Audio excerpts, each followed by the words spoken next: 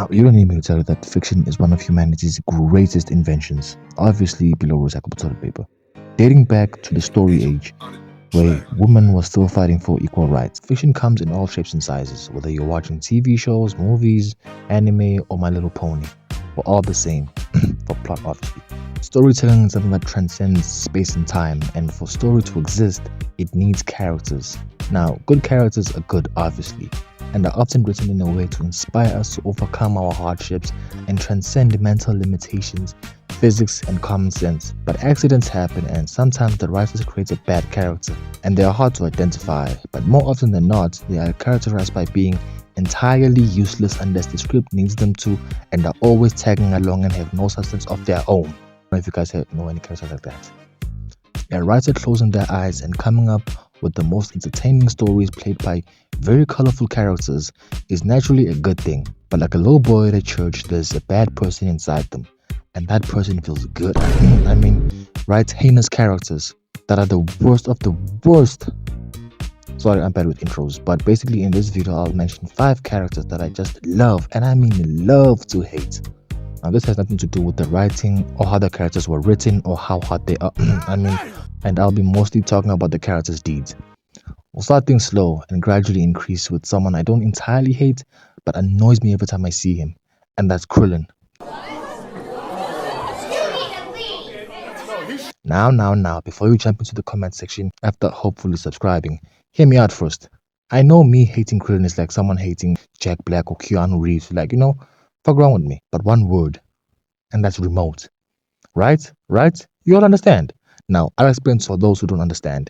You see, after the events of Planet Namek and Frieza coming to Earth just to get bisected, traveling light years just to get chefed up and seasoned is crazy. Trunks warns everyone about Cell and the androids, and so they start training.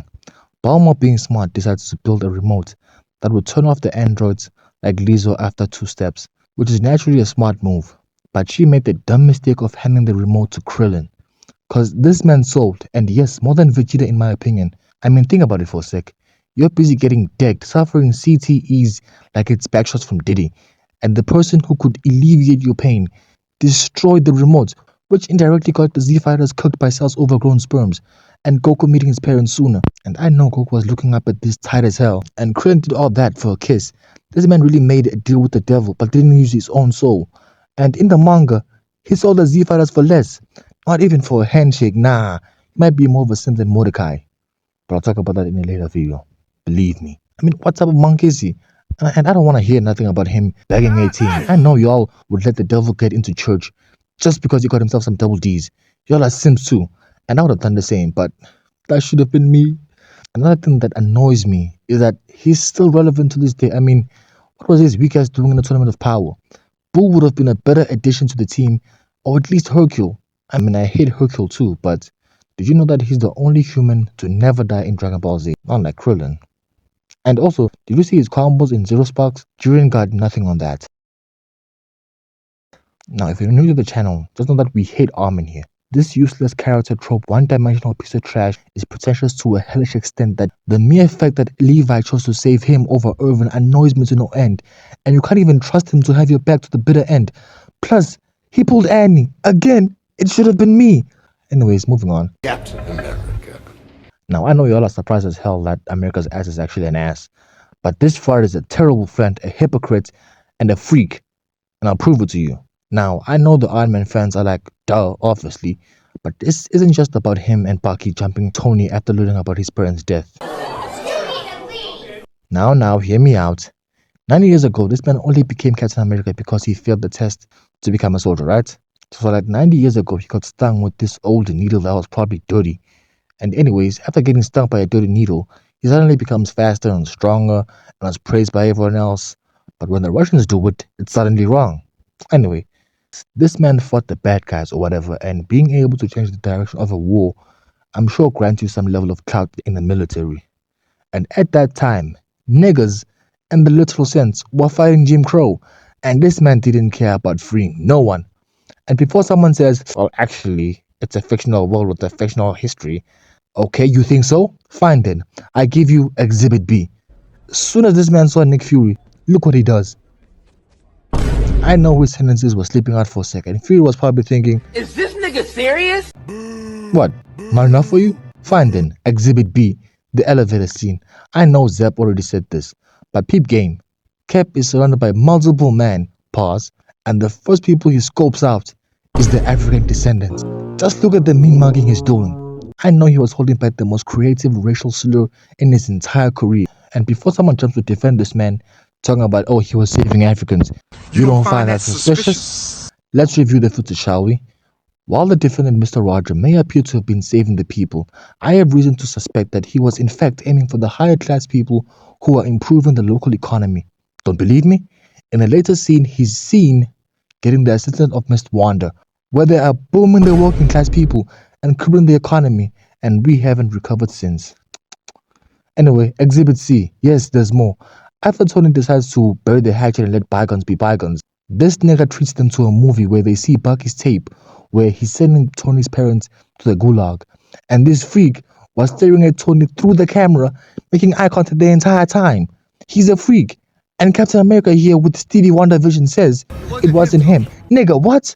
This is 4K. Him and Bucky were sure that Tony loved his parents, so they decided to knock some sense into him, wanting to have him like they had X on IG Live. Nigga, I got jumped in LA by some pussy ass niggas, and they jumped me, nigga. Nobody gave me the faith of a one-on-one, nigga. Nobody gave me the respect of a one-on-one, and I painted that nigga when he was on the ground. And Tony wasn't just fighting these two, but the writers as well. Now, I mean, had it been an Avengers movie or an Iron Man movie, and not Captain America's movie, we all know who would have won. Which really makes this scene funny to me. Put on the suit. Let's go a few rounds. And Tony a better man than me for real, because after getting jumped, I would have brought all my suits over, Hulkbuster and everything, and ran my fade back. Y'all like jumping, huh? How's 50 suits?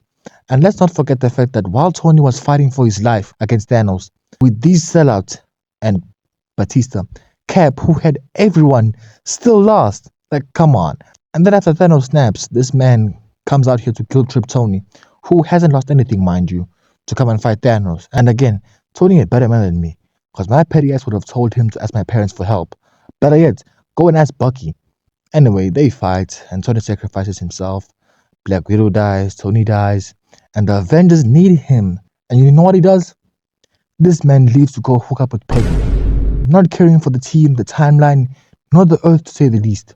And I know the other Steve Rogers was confused as hell waking up in ice just to read that someone catfished Peggy with his name. And I don't want to go into more details, but you know, I hate him.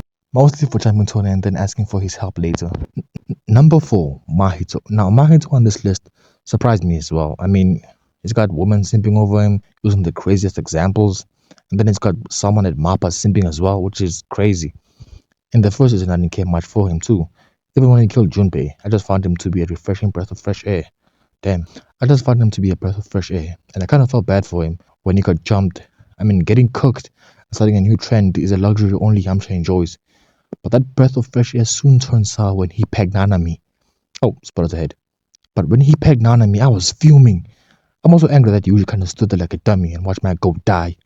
Would I have saved him? The answer is big yes. Number 5, Griffiths. Now, I plan to make a full video about Berserk, but for now, it's all about Griffith, baby. The first time I read Berserk, I was geeked. The story, the plot was interesting as hell.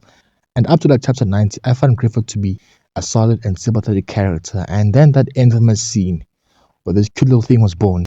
I obviously don't want to get demonetized without earning anything. Wait, what do you mean I can't get demonetized if I weren't even monetized to begin with? Regardless, I hate Griffith so much so that I read, I think, 100 more chapters disregarding the plot, the story entirely. I just wanted to see him get packed. But sadly, it still hasn't happened. But I hate this nigga so much that if I met someone who was his fan, I just go berserk and give them that Batman treatment. Thank you very much for watching, and that's all, folks. Wait, am I allowed to say that? Legally?